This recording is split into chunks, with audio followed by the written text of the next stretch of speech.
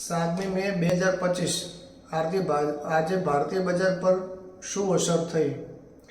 ભારત અને પાકિસ્તાન વચ્ચેના તણાવને કારણે આજે ભારતીય શેર બજારમાં બહુ સારો ઉતાર ચઢાવ જોવા મળ્યો. સેન્સેક્સ 106 પોઈન્ટ વધી 18,746 બંધ આવ્યો, જ્યારે નિફ્ટી 34 પોઈન્ટ્સ વધી અને 24,410નું બંધ આવ્યું.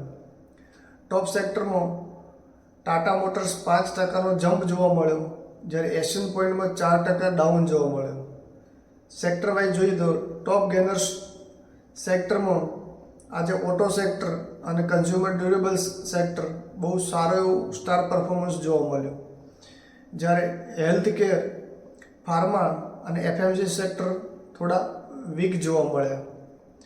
આજે ભારત ઓપરેશન સિંદૂર, ભારતે પાકિસ્તાન અને પાકિસ્તાનની કબજાવાળા કાશ્મીરમાં આતંકવાદીઓના ઠેકાણા ઉપર હુમલા કર્યા, જેને કારણે સવારે ભારતીય બજાર થોડું ડાઉન જોવા મળ્યું અને એના પછી માર્કેટ સારું એવું કવર થયું.